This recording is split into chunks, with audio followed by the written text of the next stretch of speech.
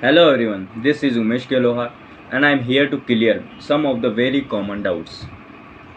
आज के सेशन में हम डिस्कस करेंगे शेयर फीचर जिस टॉपिक में सभी के डाउट रहते हैं, कॉमन डाउट रहते हैं, प्रॉब्लम आती है। तो चलिए बिना देरी के हम स्टार्ट करते हैं। एक शेयर फॉर फीचर और री इश्यू ऑफ शेयर दोनों कंबाइन एक ही साथ चलते हैं, लेकिन हम सबसे पहले share for feature of share पढ़ेंगे, देन अपन री इश्यू पर चलेंगे। शेयर फॉरफीचर अमाउंट क्या होता है, शेयर फॉरफिटेड बाय कंपनी क्या होता है, ये सारे अपन कवर करेंगे इसमें। अब पहले तो मैं इशू ऑफ शेयर के बारे में थोड़ा सा ब्रीफ डिस्कशन करना होगा जल्दी समझने के लिए। कंपनी रेज करती है फाइनेंस। कंपनी रेज कहाँ से कर सकती है फाइनेंस को? रेज पब्लिक इंस्टीट्यूशन से कर सकती है, पब्लिक से कर सकती है, इन्वेस्टर से कर सकती है। लेकिन हमें सिर्फ इक्विटी शेयर कैपिटल के बारे में बात करना है, जो कि कंपनी इशू करती है शेयर होल्डर्स और इन्वेस्टर को। जो इन्वेस्ट करता है मनी को अपनी किसी पर्टिकुलर कंपनी में, उसको इन्वेस्टर और शेयर होल्डर ऑफ कंपनी कहा जाता है। अब कंपनी जो इन्वेस्टर ने पैसा इन्वेस्ट किया है कंपनी में, उसको कैसे कैसे कंपनी कॉल कर सकती है, डेट मीन्स मंगवा सकती है। सबसे पहले एप्लीकेशन पे मंगवा लेगी, फिर अलॉटमेंट पे, फिर फर्स्ट कॉल पे, फिर सेकेंड एंड फाइनल कॉल पे। डेट मीन्स जैसे कि 10 रुपये फेस वैल्यू है किसी भी शेयर की, एप्लीकेशन पे 3 रुपये मंगवा लिया, अलॉटमेंट पे 2 रुपये मंगवा लिया, फर्स्ट कॉल पे 1 रुपया मंगवा लिया।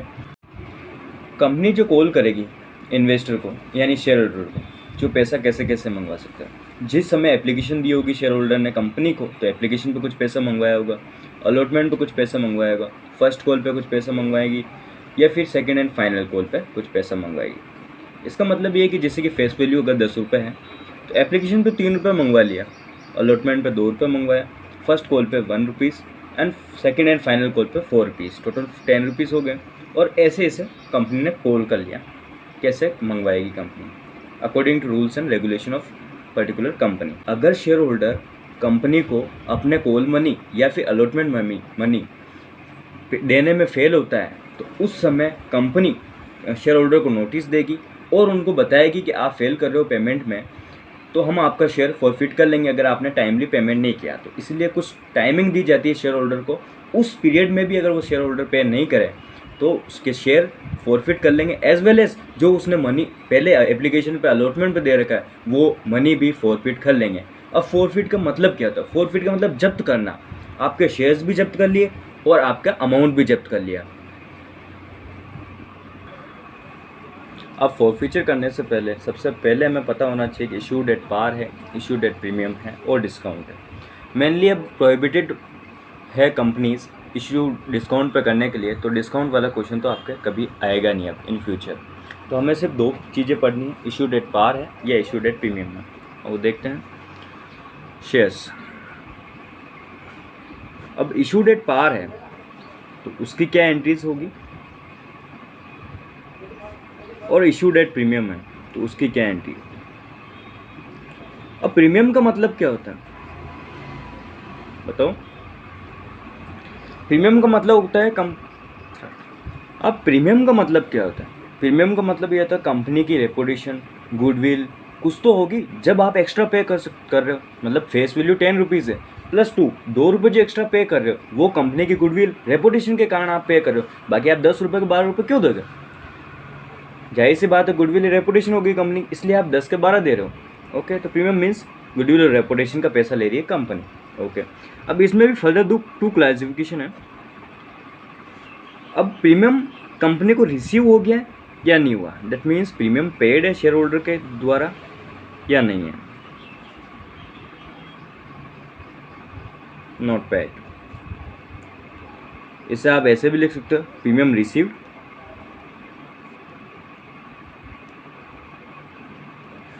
और प्रीमियम नॉट रिसीव्ड है। जैसे कि एग्जांपल में अपने फेस वैल्यू 10 रुपये है एक शेयर की, तो एप्लीकेशन पे 3 रुपये मंगवा लिया, अलॉटमेंट पे 2 रुपये मंगवा लिया, फर्स्ट कॉल पे 1 रुपीज़ मंगवाया, कॉल कर लिया, सेकेंड एंड फाइनल कॉल पे फॉर एग्जांपल कंपनी ने 4 रुपये, तो अपन कैंसिलेशन ऑफ शेयर में फर्स्ट केस देखते हैं। That means share forfeiture of shares का फर्स्ट केस क्या कहा था? इशू एट पार, कि इशू तो हमने पार पे किया था, उसका अपन फॉरफीचर करेंगे। पार का मतलब क्या होता है?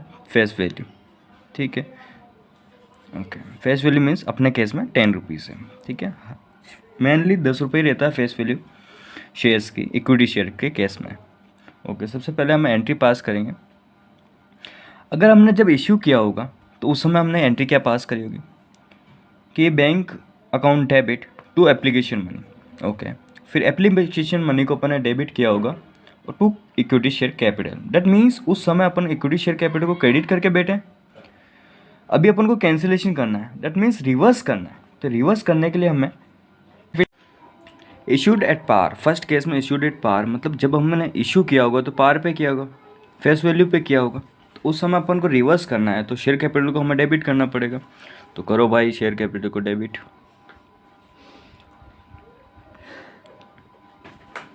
Share capital account debit.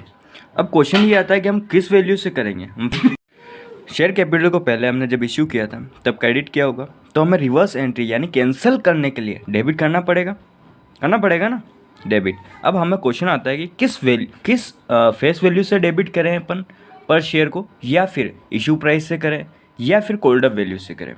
तो हमें हमेशा फोर फीचर की एंट्री पास करते समय कोल्ड अप वैल्यू ही लेनी। दैट मतलब ये हुआ कि हमने एप्लीकेशन 3 रुपये किया था, अलॉटमेंट 2 रुपये, फर्स्ट कॉल, यहाँ तक कंपनी कॉल कर चुकी है। अब ये 4 रुपये फाइनल कॉल करना अभी तक भी बाकी है।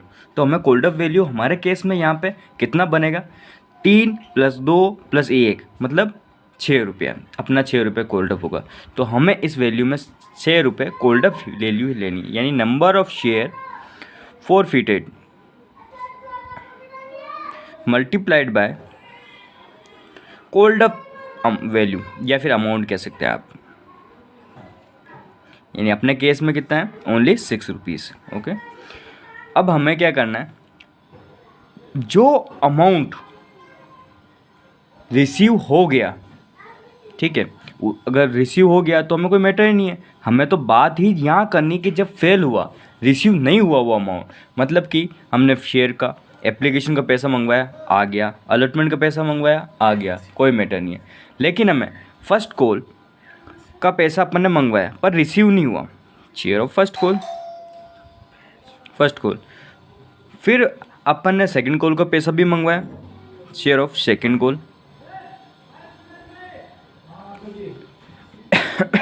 ये पैसा हमें रिसीव नहीं हुआ है, डेट मीन्स इसको अपन कॉल्स इन एरियर भी कह सकते हैं, ठीक है। और जो बैलेंसी फिगर बचेगा वो शेयर फॉर फ्यूचर के बैलेंस में जाएगा, ठीक है। ये अमाउंट मैक्सिमम कितना हो सकता है? ये मैक्सिमम अमाउंट होता है जितना शेयर होल्डर्स ने ऑलरेडी पेड कर दिया है कंपनी को, यानी अमाउंट रिसीव्ड। इसको ऐसे भी अपन कैलकुलेट कर सकते हैं। मेनली ये अपन बैलेंसिंग फिगर से ही निकालते हैं। अब हम इसको वैल्यू में कन्वर्ट करते हैं। वैल्यू में कन्वर्ट हमारे केस में अपन सोचते हैं कि 1000 शेयर फॉरफिट करना है अपन को, शेयर्स फॉरफिट करना है, ठीक है। अब जिसकी कोल्ड अप वैल्यू है, कोल्ड अप अमाउंट है, अपने केस में अपन ने 6 रुपीज़ सोचा था, 6 रुपीज़। ओके, फेस वैल्यू इसकी 10 है। ओके, चलो एंट्री पास करनी। Share capital account debit,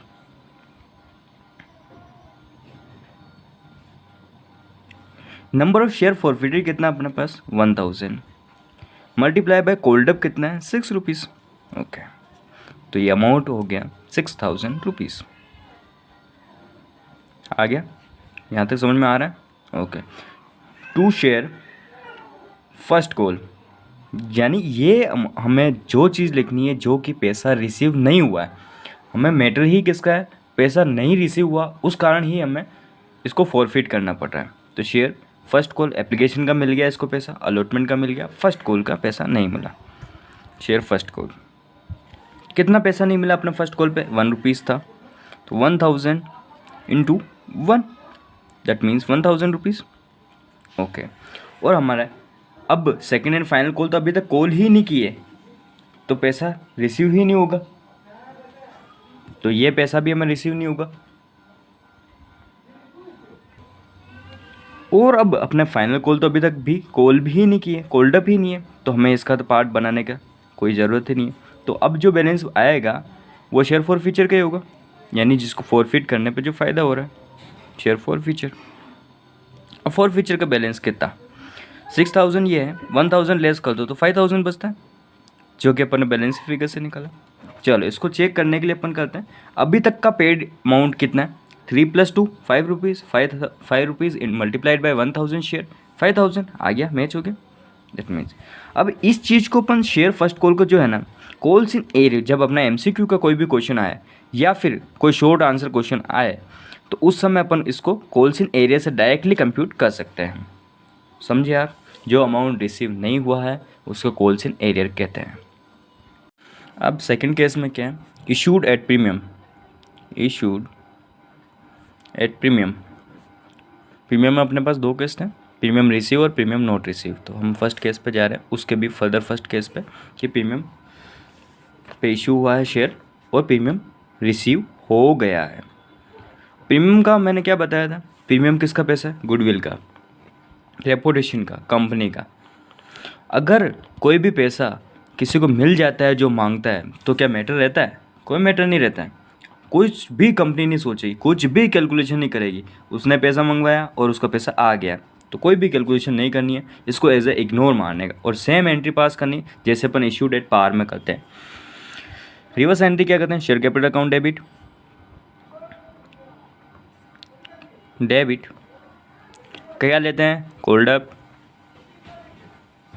multiplied by number of share forfeited,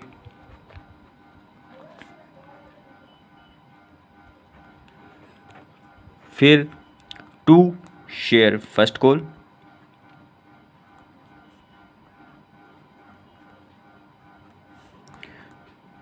to अपने केस में फॉरफिचर आएगा डायरेक्ट ही क्योंकि फाइनल कॉल अभी तक भी मेड नहीं करी है। हम इसे क्वेश्चन के द्वारा भी समझेंगे, एक एक क्वेश्चन करेंगे। शेयर फॉरफिचर का बैलेंसिंग फिगर।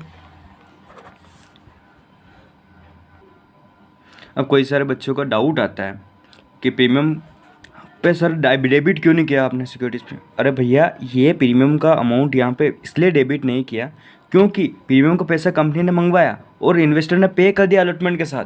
तो जब पैसा मंगवाया और आ गया तो मैटर ही कुछ नहीं बचा, तो फर्दर डिस्कशन की रिक्वायरमेंट ही नहीं है। समझे कि नहीं समझे?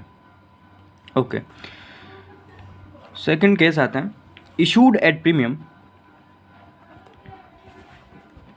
अब इसमें क्या है कि प्रीमियम मंगवाया लेकिन प्रीमियम नॉट रिसीव्ड है, प्रीमियम शेयर होल्डर ने पे ही नहीं किया है।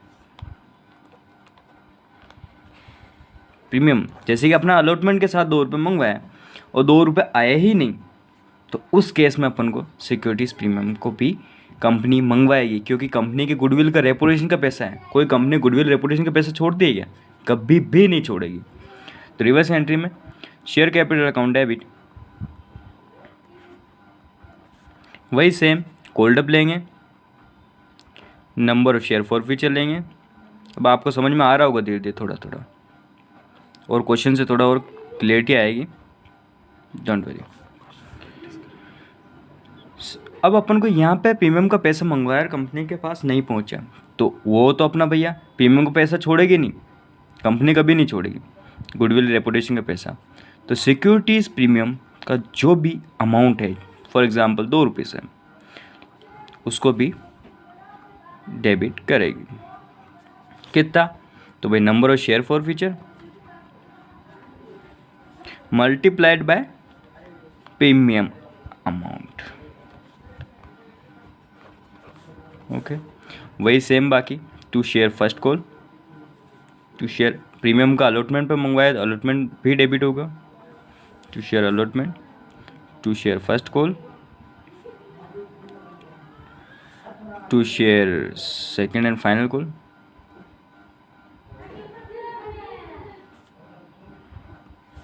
और लास्ट में जो बैलेंसिंग फिगर बचता है उसको हम नाम देते हैं शेयर फॉर फ्यूचर का।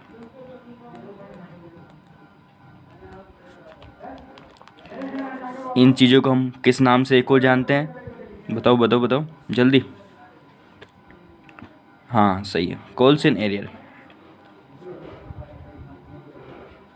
राइट। अभी तक आपको समझाया में आया जो हमने समझाया। अब हमें क्वेश्चन के ऊपर जाना है।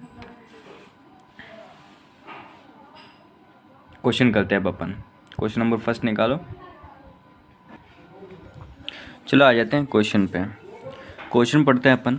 सीयूडी limited issued 5,000 equity share of rupees 10 each at par, payable on application 2 per share, allotment rupees 3 per share, first call 3 per share, second and final call 2 per share. That means face value अपनी कितनी है 10 rupees, जिसको application पे 2 रुपये मंगवा रहा है, allotment पे 3 रुपये, फर्स्ट कॉल पे 3 रुपये, सेकंड एंड फाइनल कॉल पे 2 रुपीज़। परम वॉज अलॉटेड 40 शेयर्स। परम को कितने शेयर मिले 40 shares. Give necessary general entries for the forfeiture of shares in each of the following alternative cases. First case question क्या पूछ रहा है, if Param did not pay allotment money and his share were forfeited. Allotment money पे नहीं करता और उसके share forfeit कर लेते हैं। सेकंड शेयर क्या कहता है, if Param did not pay allotment money. Second case क्या कहता है, if Param did not pay allotment money and on non payment of first call to his share were forfeited. मतलब कि अलॉटमेंट का पैसा भी नहीं दिया और फर्स्ट कॉल का पैसा भी नहीं दिया, अब परम के शेयर फॉरफिट होंगे। ठीक है। केस थर्ड क्या कहता है, इफ परम डिड नॉट पे the first call and on non payment of second and final call also his share were forfeited. Third वाले केस में क्या है, वो फाइनल कॉल का पैसा भी नहीं दे रहे हैं और उसके शेयर फॉरफिट कर रहे हैं। चलो जल्दी से अपन डिस्कस कर लेते हैं इसका सॉल्यूशन कैसे होगा। क्वेश्चन समझ में आया? ओके। फर्स्ट केस में क्या है अपना, इफ परम डिड नॉट पे, if Param did not pay allotment money and his share were forfeited. मतलब अलॉटमेंट का पैसा नहीं देगा, मतलब कोल्ड अप ही अभी तक कितना हुआ है, अलॉटमेंट तक का पैसा। फर्स्ट केस में अपना अलॉटमेंट तक का पैसा कोल्ड अप है, तो कोल्ड अप वैल्यू में हमारा क्या आएगा।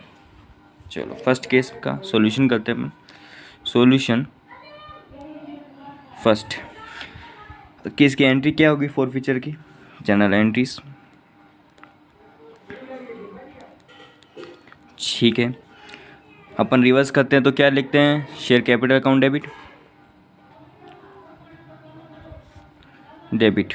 अपने शेयर फॉरफीचर कितने कर रहे हैं, परम को कितने अलॉट हुए थे 40 शेयर्स, तो 40 शेयर ही फॉरफिट होंगे, तो 40 share multiplied by share capital. अभी तक का कोल्ड अप क्या है, देखो भैया 2 पर शेयर एंड 3 पर शेयर अलॉटमेंट, यहीं तक का पैसा मंगवाया। डेट मीन्स 2 + 3 5 कोल्ड अप है 5 रुपीज़। ठीक है। 2 शेयर अलॉटमेंट,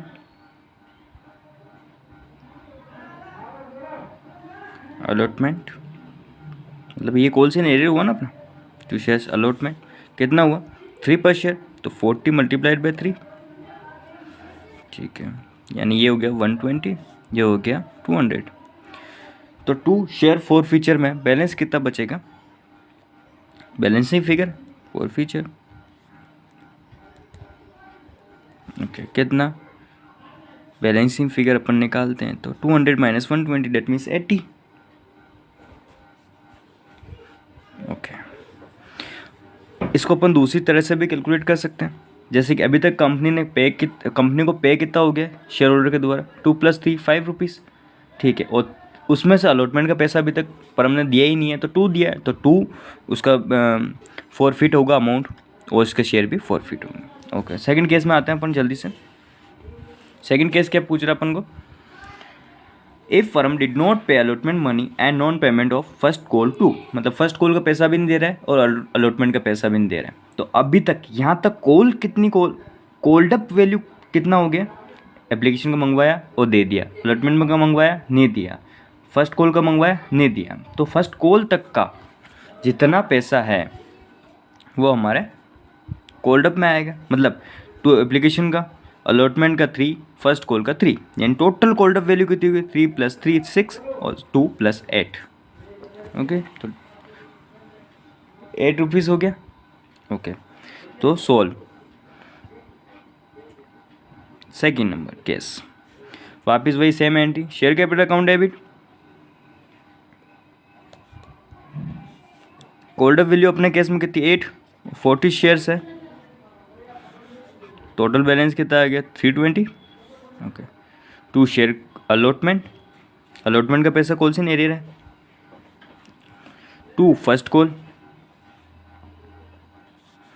कितना है अलॉटमेंट का पैसा अपने पास, 3 पर शेयर, 40 इंटू 3। फर्स्ट कॉल का पैसा कितना है, 3 पर शेयर, 120 इसका आ गया, 120 इसका आ गया। तो बैलेंसिंग फिगर जो बचेगा वो किसका बचेगा, शेयर फॉर फ्यूचर का। ओके, कितना आ गया, 320, 120, 120, 240 minus 320 equals to 80। Last and final case, solve 3। वही सेम, पहले क्वेश्चन को हम एक बार गो थ्रू कर लेते हैं। If Param did not pay the first call and on non-payment of second and final call also his share were forfeited। मतलब कि अभी तक की सारा कॉल कर लिया है कंपनी ने, फाइनल कॉल तक का पैसा पर शेयर होल्डर पे नहीं कर पाए। आ जाओ, शेयर कैपिटल फेस वैल्यू कितनी थी, 10। Okay, share capital account debit कितना, अभी तक फाइनल कॉल भी कॉल कर ली, इसका मतलब पूरे 10 रुपये मांग लिया। 40 शेयर्स मल्टीप्लाइड बाय 10 कॉल पूरा कर लिया face value. Okay, 2 share allotment पे कितना पैसा नहीं दे पाया वो, अलॉटमेंट का कितना पैसा था, 3 पर शेयर, तो 40 multiplied by 3। 2 share first call का कितना पैसा था, फर्स्ट कॉल का पैसा था 3 पर share, 40 multiplied by 3। Second and final call का 2 पर शेयर, राइट, 40 मल्टीप्लाइड बाई 2। वो जो बैलेंसिंग फिगर बचेगा उसको क्या कहते हैं, शेयर फॉर फ्यूचर। समझ में आया, 40 मल्टीप्लाइड बाई 10 कितना हो गया, 400, 40 इंटू 3 120, 40 इंटू 3 120, 40 इंटू 2 80। तो कितना आएगा भैया फॉर फ्यूचर का बैलेंस, 80 आना है। ओके, क्योंकि जितना रिसीव हो चुका है कंपनी को, कंपनी उतना ही तो अमाउंट फॉरफिट करेगी, मतलब जब्त कर सकती है। समझे, ये अपने तीनों केस अपन ने कवर किए। नेक्स्ट 2 क्वेश्चन और देखेंगे अपन, आओ सोल्व करते हैं अपन second question. Question, Yogi limited forfeited 150 equity share of rupees 10 each issued at a premium of rupees 5 per share। Premium का अमाउंट कितना है, 5 पर share, for non payment of allotment money of rupees 8 पर share including premium of rupees 5 पर share. मतलब premium का पैसा किसके साथ है, अलॉटमेंट मनी के साथ। The first call of rupees 2 पर share and the final call of rupees 3 पर share. Out of this 100 equity share वर री इशूड एट रुपीज़ 14 पर शेयर। हमें पहले शेयर फॉर फ्यूचर के बैलेंस निकालना है, प्लस शेयर फॉर फ्यूचर की एंट्री पास करनी है, उसके बाद अपन री इश्यू के बारे में सोचेंगे। चलो क्वेश्चन समझ में आया।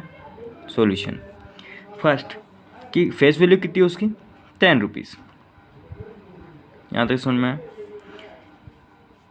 एप्लीकेशन के साथ कितना पैसा मंगवा रहा है, अलॉटमेंट पे कितना पैसा मंगवा रहा है, फर्स्ट कॉल पे कितना, and second and final call पे कितना पैसा कॉल कर रहा है। ठीक है, सेकेंड एंड फाइनल कॉल पे वो पैसा कॉल कर रहा है 3 पर शेयर, फर्स्ट कॉल पे वो पैसा कॉल कर रहा है 2 पर शेयर, अलॉटमेंट पे वो शेयर कॉल कर रहा है 8 पर शेयर। उसमें से 3 तो फेस वैल्यू है प्लस 5 रुपीज़ प्रीमियम है, तो कितना हुआ, 3 2 5 5 3 8। तो एप्लीकेशन पे कितना रुपये मंगवा रहा होगा, 2 रुपीज़। ओके, ऐसा अपन सिंप्लीफाई लिखने से अपना क्वेश्चन बहुत ईजी हो जाता है। ठीक है, और अपन है केस में कॉल्ड अप वैल्यू पूरा फुल्ली 10 रुपीज़ है, that means face value. Issue price क्या होगी इसकी, 15, face value plus premium equals to issue price. Okay, for फ्यूचर की एंट्री पास करते हैं। एंट्री क्या बताई थी मैंने, जब रिवर्स करना हो तो अपन किसको डेबिट करते हैं, जो पहले क्रेडिट हो चुका है, यानी शेयर कैपिटल अकाउंट डेबिट,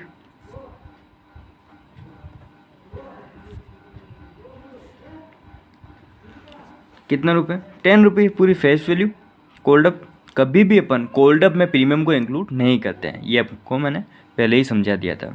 तो कोल्ड अप कितना है, पूरी फेस वैल्यू 10 रुपीज़ है, पूरा कोल्ड अप है तो 10 रुपीज़।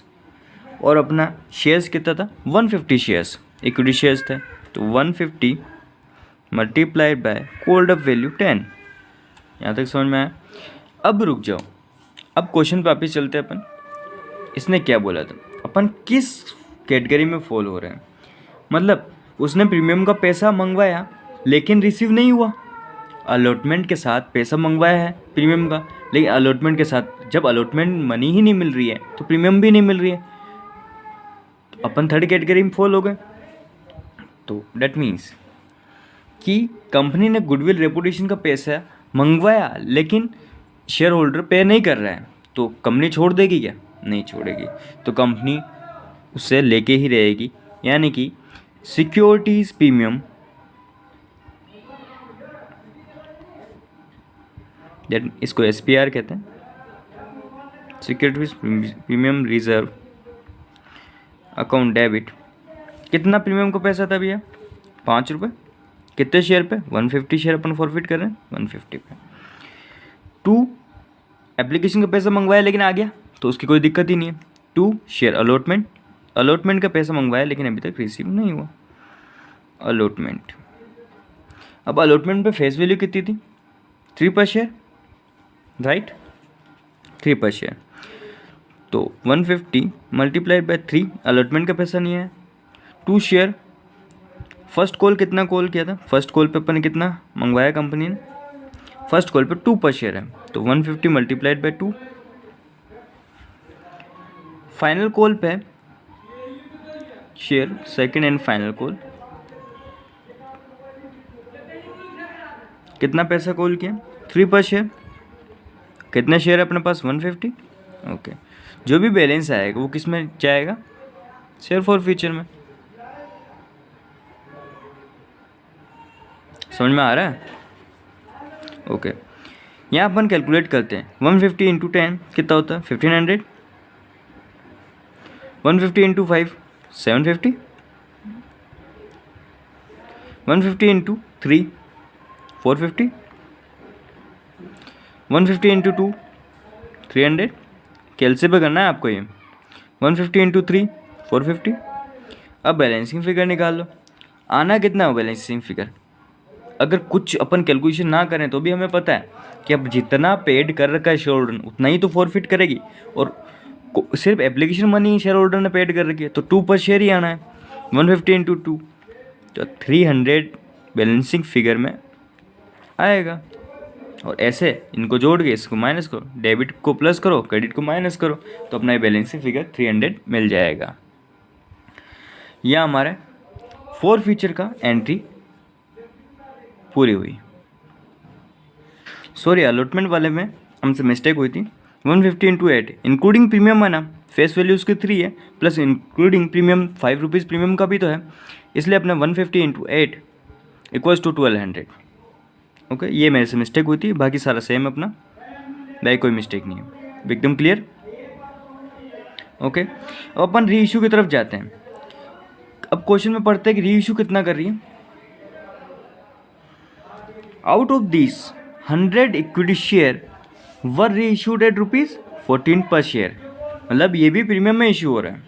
तो इशू री इशू की एंट्री क्या होती है, जो अपन इशू की एंट्री करते हैं वही री इशू की एंट्री होगी। तो bank account debit, bank account debit कितने में कर रहा है वो, 14 पर शेयर, और कितने कर रहा है 100, तो 100 इंटू 14 तो 1400 हो गए। Okay, bank account debit. 2 share capital, issue कर रहा है तो शेयर कैपिटल वापस क्रेडिट होगी, शेयर कैपिटल। फेस वैल्यू कितनी उसकी 10, तो 10 से होगी, तो 100 shares multiplied by face value 10। और सिक्योरिटीज प्रीमियम में कितना पैसा जाएगा, SPR 4 रुपीज़। हो गया अपने री इशू की एंट्री। अब जब अपन ने री इशू कर दिए, 150 शेयर अपन ने फॉरफिट किए थे, उसमें 100 शेयर फॉरफिट कर दिए, sorry, my mistake. 150 shares forfeit किए थे, उसमें से री इशू कितने कर दिए? 100 शेयर्स। मतलब जो फॉरफीचर का बैलेंस पड़ा हुआ है 150 शेयर्स पे, अब वो 100 शेयर री इशू हो गए, क्या उसके लिए तो अब कुछ एडजस्टमेंट बचा ही नहीं है, क्योंकि 150 शेयर फॉरफिट हुए, उसमें से 100 शेयर री इशू हो गए, तो अब 50 शेयर्स का ही तो रहा अपन को जो भी करना है एडजस्टमेंट, तो 100 शेयर का करना ही नहीं। तो शेयर फॉरफीचर का जो 150 शेयर्स पर जो बैलेंस बचा हुआ था उसको 100 पे अपन निकालें। अब उसके 100 का फॉरफीचर का बैलेंस किसी काम का ही नहीं है, वो तो अपना प्रॉफिट हुआ ना। तो शेयर फॉरफीचर में अपने पास 300 पड़ा था, जो कि कितने शेयर पे था? 300 150 शेयर पे था। अपन को 100 शेयर जब अपन री इशू कर दे, इसका कोई मैटर ही नहीं बचा, तो हमें उस प्रॉफिट को कैपिटल रिजर्व में ट्रांसफ़र करना पड़ेगा। तो कितना आएगा? चलो करो।